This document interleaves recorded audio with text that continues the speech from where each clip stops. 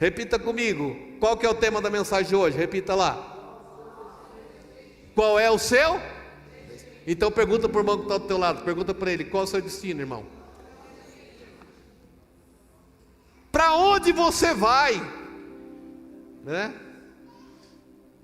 Pedro disse assim: para onde iremos nós? Só tu tens a palavra de vida eterna. 1 Samuel capítulo 9 diz assim, vamos lá. Quem trouxe Bíblia, diga amém. Quem não trouxe, eu vou ler. Olha aí. Havia um homem de Benjamim, guerreiro valente, chamado Quis, filho de Abiel, neto de Zeror, bisneto de Becorate e trineto de Afia. Tudo nome bom para pôr nos filhos, hein? A Bruna não está aqui, eu ia sugerir um desses aí, né? Ele tinha um filho chamado Saul, jovem de boa aparência, sem igual entre os israelitas.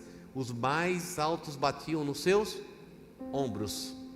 Aconteceu que as jumentas de Quis, pai de Saul, se extraviaram, e ele disse a Saul: chame um dos seus servos e vá procurar as jumentas. Eles atravessaram os montes de Efraim e a região de Salissa, mas não as encontraram. Prosseguindo, entraram no distrito de Salim, mas as jumentas não estavam ali. Então atravessaram o território de Benjamim e mesmo assim não as encontraram. Chegando à terra de Zuf, disse Saul ao servo que estava com ele: vamos voltar, ou o meu pai deixará de pensar nas jumentas para começar a preocupar-se conosco. Escute.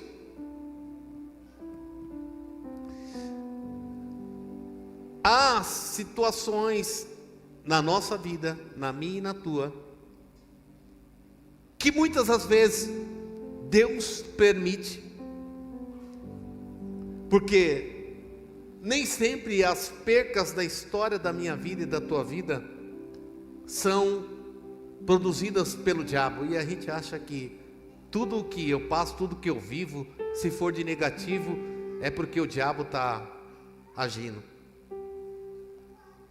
O diabo não tem poder de agir na tua história. Posso ouvir um amém? Diga: o diabo não tem poder de agir na minha vida. Deus, ele tem pensamentos extraordinários à história, a teu respeito. Jeremias, no capítulo 29, do versículo 11, o Senhor diz assim: eu bem sei os pensamentos que eu tenho para você, são pensamentos de bênção, são pensamentos de vitória e não de derrota. O que Deus pensa a meu respeito são pensamentos de bênção, são pensamentos de vitória. E escute uma coisa: Deus muitas vezes ele vai usar até mesmo as minhas percas para que ele possa me conduzir ao destino daquilo que ele tem para a minha história. Posso ouvir um amém? Deus pode usar as suas percas para conduzir você até o destino, até o lugar aonde ele quer que você viva. E a gente muitas vezes tem dificuldade de entender isso. E a gente acha que muitas vezes as percas às quais nós estamos passando, muitas vezes são frutos porque o inimigo está agindo, e muitas vezes Deus está permitindo situações porque ele quer conduzir você a um tempo diferente. Quantas vezes Deus usa pretextos de percas para que você possa entender? A Bíblia diz que a família de Saul era uma família rica e influente, e Saul era forte. Diga: influência, riqueza e força. Uma família influente, rica e forte. Mas aí, num dado dia, o pai de Saul acorda e as jumentas sumiram. O meio de vida, o ganha-pão, o sustento. De repente, num belo dia ele acorda, e aquilo que ele tinha como sustento, como força, como influência, aquilo se foi. E agora Saul sai com seu servo, alguém rico, forte e influente. Porque muitas das vezes o fato da gente ser rico, forte e influente, isso não vai impedir de situações adversas na história da nossa vida. Você entende isso? Porque muitas vezes a gente está calçado, apoiado na força do braço, na influência, nas amizades, no network, nas pessoas que conhecemos, na influência que temos, no dinheiro, na conta, no banco. E eu quero dizer para você que, mesmo com essas coisas, isso não impede você de viver dias de percas e de dificuldades. Mas a gente precisa entender que se momentos como esses estão vindo na nossa vida, talvez seja porque Deus quer mudar a nossa rota, mudar o nosso destino, e Deus quer dar uma nova direção. Eu não sei como é que você começou esse ano. Talvez você começou esse ano tendo alguma perca na história da tua vida, mas eu venho aqui como profeta dizer para você que o diabo nunca esteve na tua história. É igual aquela metáfora daquela mulher. Ela estava passando necessidade e ela ligou para o rádio, dizendo a necessidade que ela estava passando e tudo mais. E aí o cara ouviu falando, falou: vou pregar uma peça nessa véia. Eu vou fazer uma compra, vou comprar tudo do bom e do melhor, vou levar na casa dela lá, e quando chegar lá, quando ela pegar tudo, receber tudo, e aí quando ela perguntar quem foi que levou, eu vou falar que foi o diabo que mandou.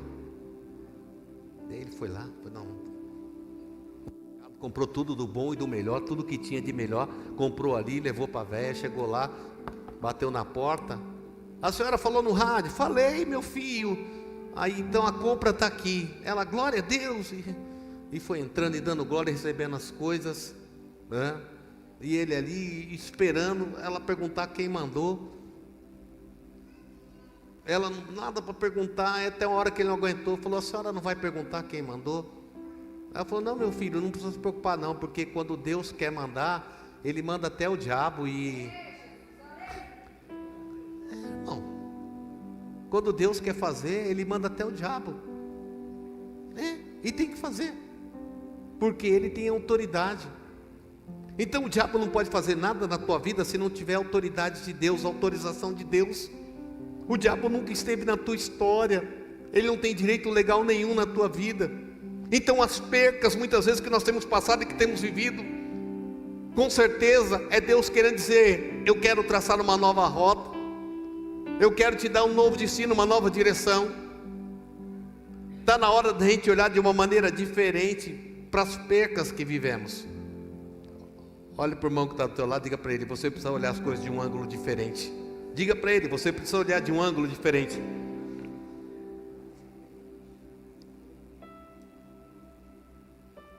Sim. Como é que Saul saiu de casa?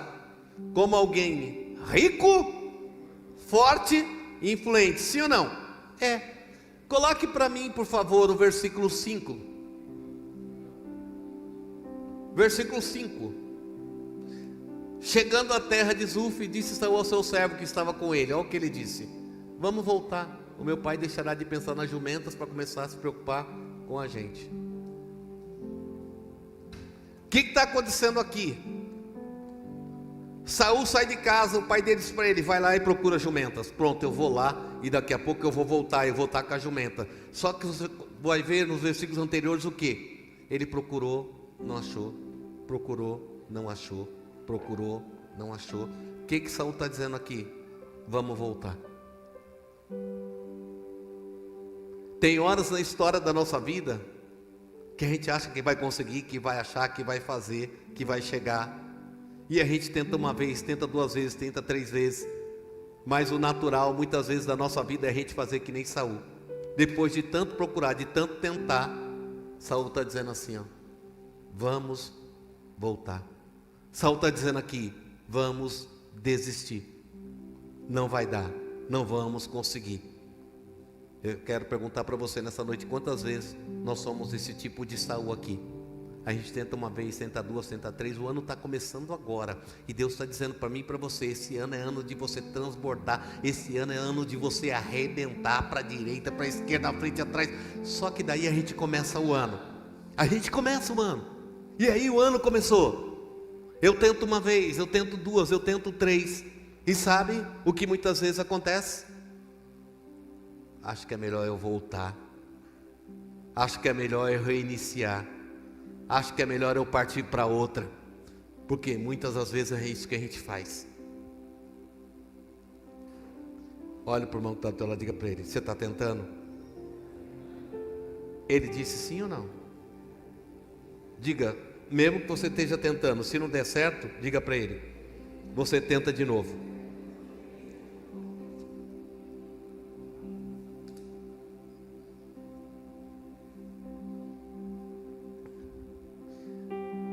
Quem está comigo, diga amém. Saul não é um cara rico, forte e influente, mas já está desistindo.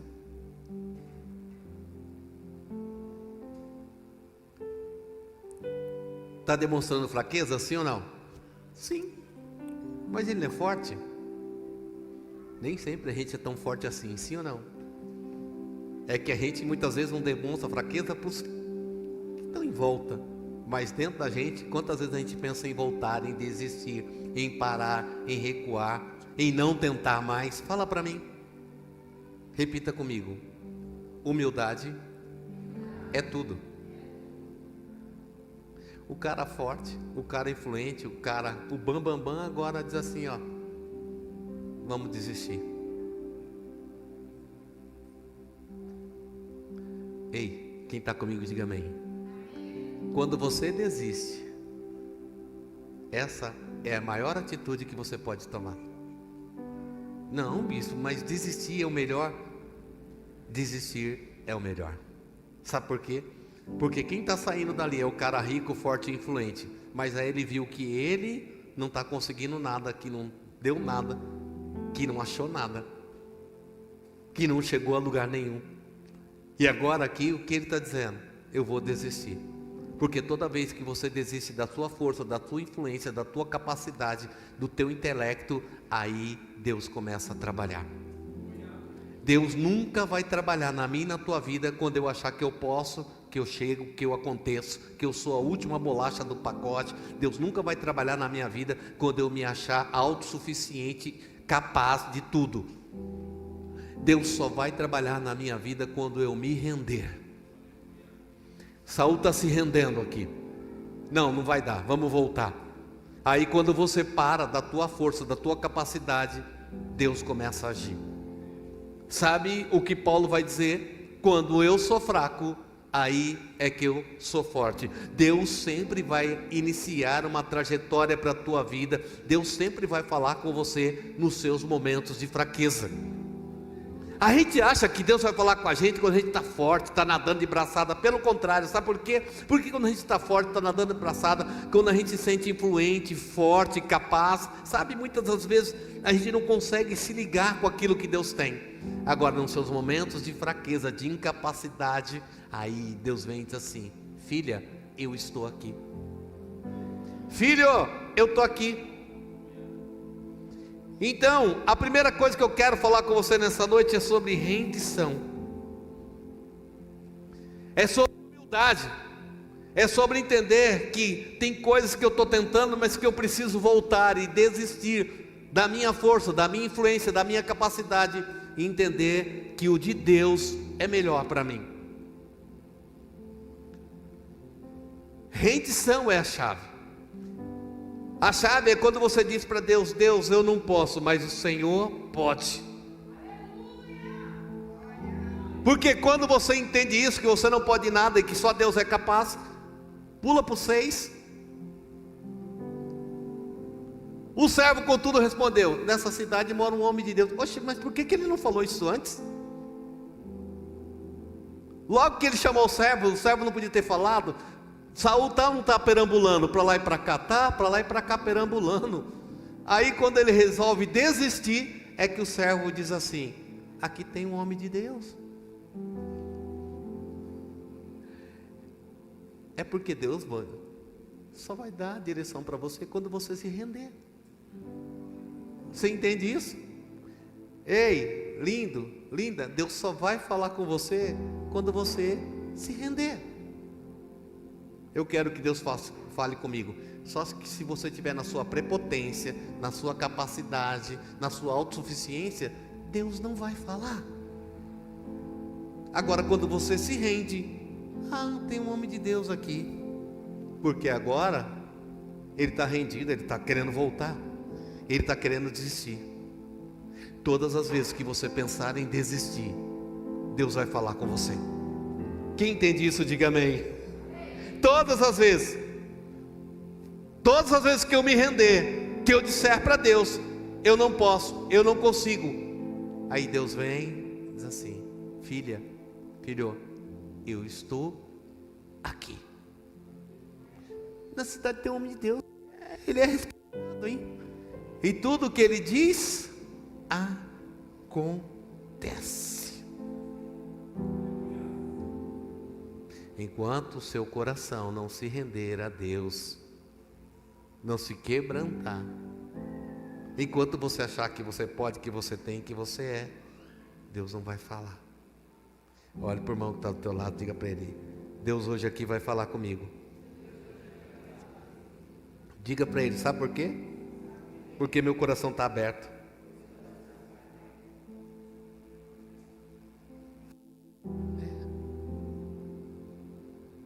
Porque se meu coração não estiver quebrantado, eu posso ficar aqui profetizando a noite toda. Eu, na minha autossuficiência, eu não vou, isso não vai entrar. Agora, quando eu estou quebrantado, quando eu estou rendido, tem aquele louvor, né? Eis-me aqui, rendido estou. Diga: eu vou me render ao Senhor hoje aqui. Quantos aqui vão se render ao Senhor? Deixa eu ver. A metade, já está bom. Versículo 7. Saúl disse ao seu servo: se formos o que poderemos dar, a gente não tem nada. Se a gente for, o que a gente vai dar? A gente não tem nada. Quantos aqui não tem nada? Levante a mão, deixa eu ver. Quantos não tem nada? Levanta a mão. Pode levantar a mão, não fica com medo não, deixa eu ver. Assim, assim, isso. Amém. Deus hoje aqui quer abençoar os que não têm nada. Eu queria levantar a mão. Então, sabe por quê? Enquanto você achar que você tem alguma coisa, que você pode alguma coisa, que você é alguma coisa, Deus não vai trabalhar na sua vida. Quantos estão entendendo isso nessa noite? Diga amém. Sabe por quê que agora Deus está falando com Saul? Isso está bem claro. Ele tem alguma... a Bíblia diz assim que ele era o quê? Influente e rico. Ele tem alguma coisa aqui? Não. A gente não tem nem comida. Mas sabe de quem mais Deus gosta? De quem está vazio, de quem não tem nada. Dá uma olhada para esse irmão que está do teu lado e vê se ele está vazio, se ele é alguém que não tem nada. Porque se você entrou por aquela porta nessa noite, nesse lugar, se achando rico, capacitado, influente, poderoso, forte, ei irmão, você vai sair daqui da mesma forma. Não importa se você tem um diploma na parede, se é um engenheiro, médico, advogado, se você é influente, não importa como é que está a tua conta no banco, a tua capacidade financeira, nada disso, sabe? O que Deus quer, se você quer de fato que Deus fale com você, é se você está aqui vazio de tudo isso. Porque Deus fala com os vazios. Deus fala com os vazios. Enquanto eu me sinto autossuficiente, independente, você vai sair daqui da mesma forma. Sabe por que às vezes as pessoas vêm num culto como esse? Deus não falou comigo. Não é que Deus não falou com você. Você chegou aqui com toda essa bagagem e vai embora com a mesma bagagem. Você chegou se achando e vai embora se achando. Você precisa chegar num culto como esse vazio. Porque quando você vem sem nada, não tendo nada, não sendo nada, Deus encontra em mim e em você uma oportunidade de colocar algo poderoso e te dar e me dar uma palavra de destino.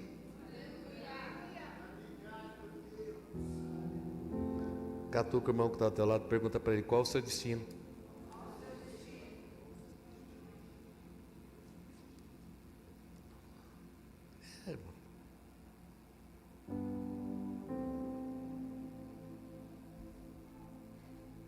Está vazio? Se está vazio, Deus já pode trabalhar. Aumentou? Quem está vazio, levanta a mão de novo, deixa eu ver.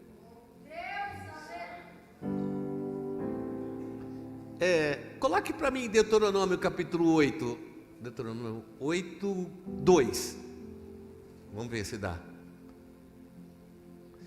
Lembre-se de como o Senhor, seu Deus, os conduziu por todo o caminho do deserto durante esses 40 anos, para humilhá-los e pôr vocês à prova. A gente não pode esquecer de como Deus trabalhou na nossa vida. Segue o versículo. A fim de conhecer as intenções, se iriam obedecer aos seus mandamentos ou não. Tudo o que Deus faz na nossa vida é para saber as nossas intenções. Tudo que Deus faz, tudo que Deus faz. Coloca 2 Crônicas 12, 10. Aliás, não, 2 Coríntios, perdão.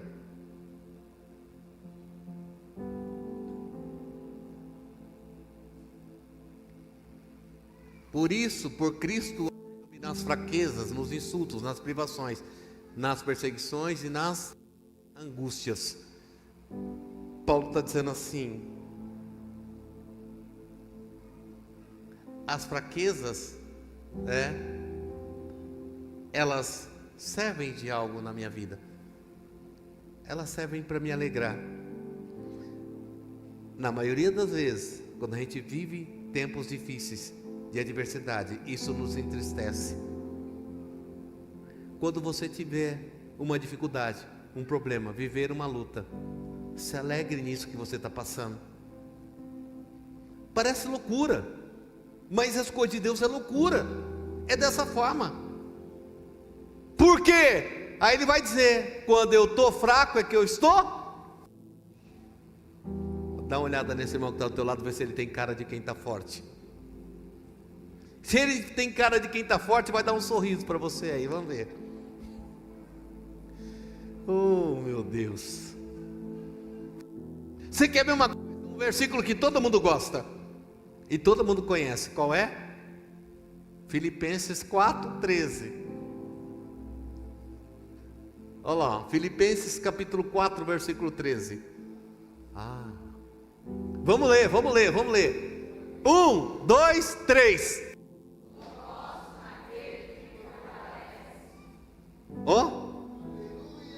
Vamos ler mais uma vez, vai.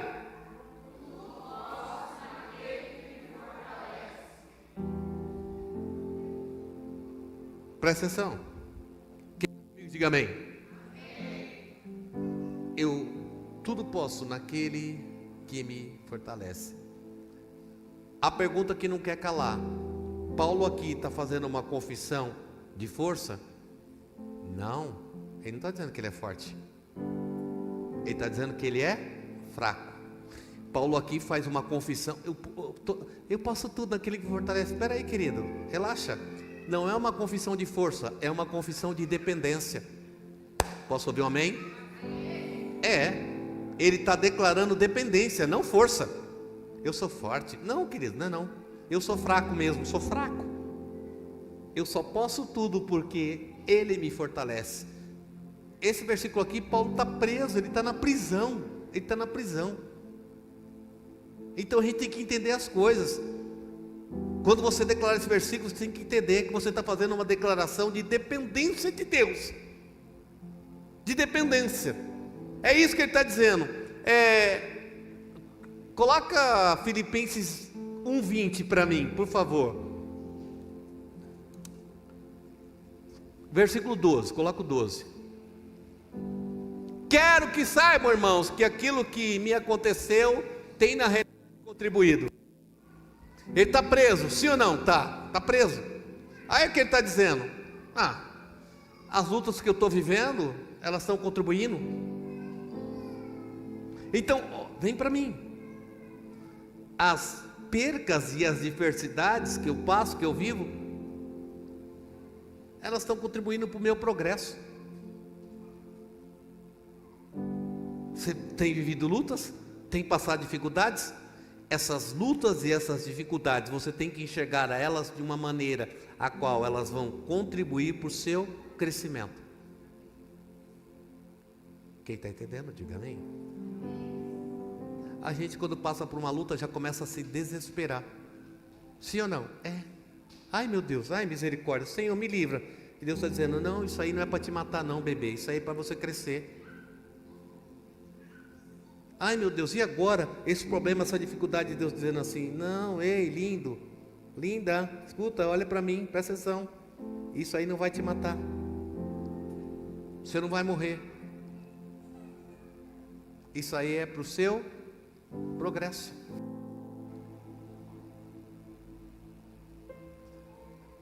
É para você crescer. Não é assim? É para você crescer. Eu sou bom no louvor. Eu só não vou louvar aqui, tá? Mas pelo menos não teve os risos lá no fundo dessa vez agora. Eu só não sou do louvor porque senão eu vou ofuscar todo mundo aqui. Vocês viram aqui. Diga, tudo isso que está passando é para crescimento. Verdade? Para crescimento. Coloque o versículo 29 desse mesmo capítulo 1.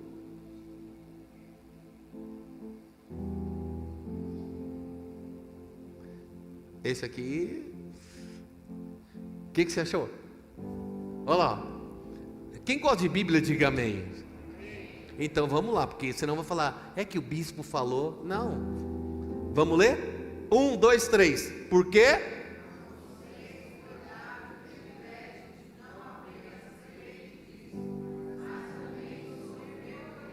Então a primeira parte é gostosa, sim ou não? E a parte B? O privilégio de crer. Amém, Senhor. Ai, te amo. E a outra parte? Sofrer é um privilégio. Está repreendido, bispo. Não adianta repreender, está na palavra, não sou eu não. Então, ou seja, vem comigo, presta atenção. O que Paulo disse? É o seguinte: nas lutas, para mim é um privilégio e eu cresço com elas. Então, se você está vivendo uma luta, é um privilégio. Se você está vivendo uma adversidade, é um privilégio. Não, está repreendido, bispo, você não sabe o que eu estou passando. Querido, muda a tua ótica, a tua visão. É por isso que tem muito crente que ele vive anos dentro de igrejas e não sai do lugar, sabe por quê? Porque ele tem uma visão deturpada. Se eu estou vivendo uma luta, uma dificuldade, eu tenho que começar a glorificar, porque essa dificuldade, essa luta que eu estou vivendo, que eu estou passando, ela é uma possibilidade e uma chance de Deus manifestar a glória dele, o poder e a unção sobre a minha vida. Estou passando uma luta, glória, aí Senhor, amém, é isso, agora eu vou crescer, agora eu vou expandir, eu vou transbordar, agora Deus me deu o privilégio de crescer. Amém. Volta lá para o versículo 7 de 1 Samuel.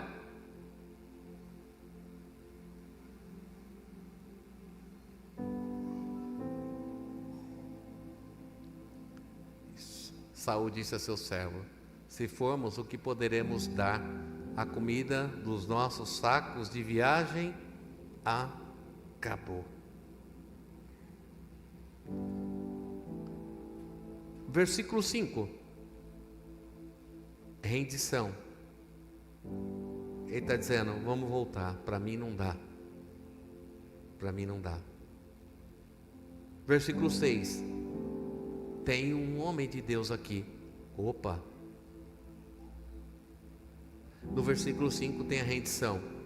No versículo 6 tem o reconhecimento. E no versículo 7, eu dependo de Deus, porque eu mesmo nem tenho nada para dar. Rendição, reconhecimento e confissão. Se você guardar essas três hoje aqui, a sua vida já mudou.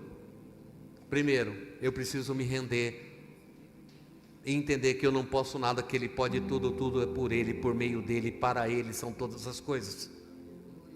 Eu preciso reconhecer que Ele é Deus. Não adianta só eu me render e eu não reconhecer que a capacidade está nele, que se eu posso alguma coisa é por meio dEle.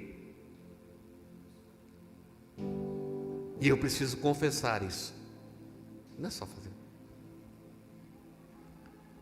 Tá facinho aqui para Saul falar para o empregado. Ele é um cara rico, influente, forte. Meu, estou sem nada. A parte mais difícil para a gente é reconhecer que a gente não tem nada e não pode nada, né? Pode estar numa draga, numa dificuldade, passando a mão. Alguém chega, o vizinho, e aí? Como é que você está? Estou bem. Bispo, mas eu não vou falar para ele que eu não estou falando dessa parte. A gente muitas vezes mente para a gente mesmo, que a gente não está bem, e a gente mente para a gente mesmo, dizendo para a gente mesmo que a gente está bem, porque a maior dificuldade nossa é reconhecer. A maior dificuldade nossa é chegar no culto como esse, na presença não do bispo, não da bispo, mas de Deus, dizer: Senhor, não estou bem não, a coisa não está bem não, o negócio não está bem não, eu estou fraco, eu estou fraca, eu sozinho não consigo, não posso. A parte mais difícil é essa. Mas hoje aqui Deus está chamando você para se render, para reconhecer e para confessar. Quem pode fazer isso, diga amém. Se você fizer isso, porque a nossa maior dificuldade é por causa dos nossos problemas, das nossas dificuldades. Coloque o versículo 15 para mim, por favor.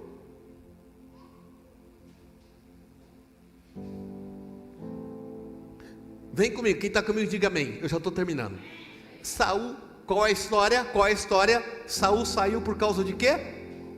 Das jumentas. Está procurando? Procurou? Está 3 dias procurando. Achou? Não. Estava querendo desistir. Aqui é o profeta falando. No dia anterior à chegada de Saul, o Senhor havia revelado a Samuel o quê? Vai.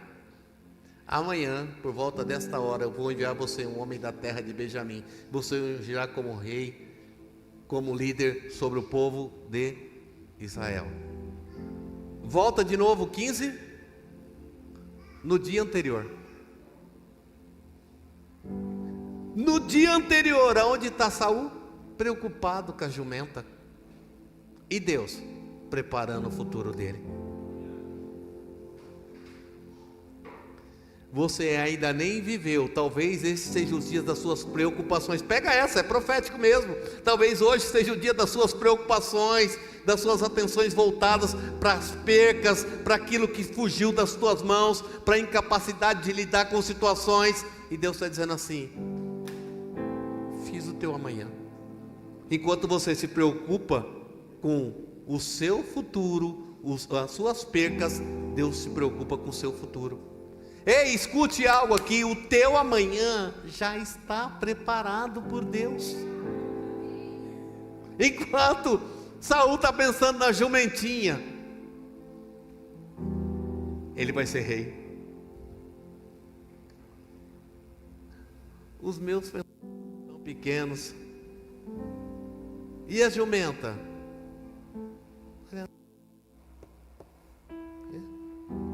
Unja-o como rei. Sabe por quê? Porque o que muda o teu pensamento é a unção. Deus quer ungir pessoas aqui, homens e mulheres que entraram aqui nesse lugar, sabe? Porque escute, o que muda o teu destino não é a tua força, a tua capacidade, a tua interferência, o teu intelecto. O que muda o teu destino é a unção. Você entende isso? Fique de pé. Fique de pé.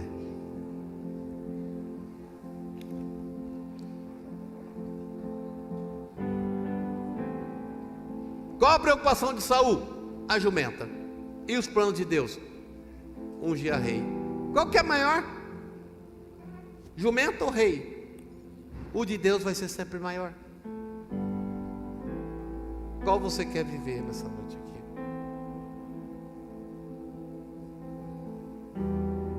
Porque, coloque o 20 para mim, versículo 20. Qual era a preocupação de Saul? Jumenta. Quanta jumenta que você perdeu faz 3 dias. Na verdade, as percas para Deus são só uma estratégia para conduzir você ao lugar que Ele tem para a tua história. Saul perdeu a jumenta? Não, nunca perdeu. Deus sempre esteve no controle? Sim, sempre esteve no controle. As coisas que você acha que perdeu, você não perdeu, Deus sempre esteve no controle. Isso sempre foi uma estratégia de Deus para levar você ao destino que Ele tem para a tua história. Coloque a mão no teu coração, quero orar com você. Eu quero orar com a tua vida nessa noite aqui. Deus, sabe? É tremendo.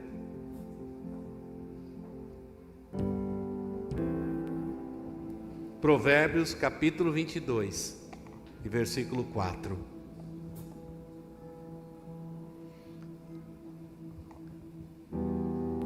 A recompensa da humildade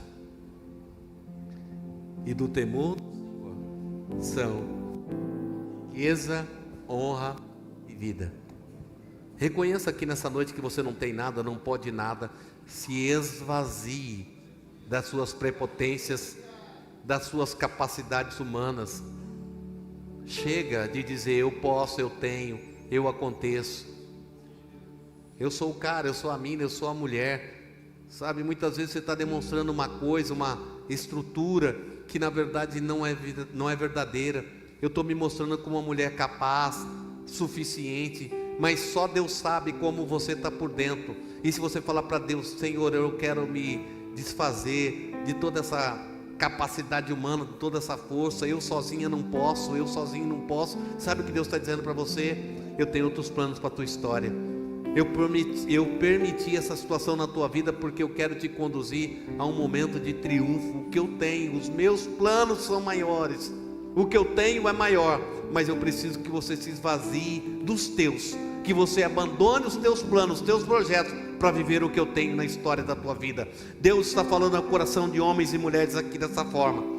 Eu já orei, Deus está dizendo assim, não, é a sua oração, eu quero fazer o que eu tenho que fazer, eu já pedi, eu já jejuei, eu já fiz campanha. Deus está dizendo, não, essa é a sua forma, esse é o seu método, esse é o seu conceito, eu quero fazer da minha maneira, do meu jeito. Então nessa noite você vai dizer, Deus, faz conforme o teu querer. Faz, Senhor,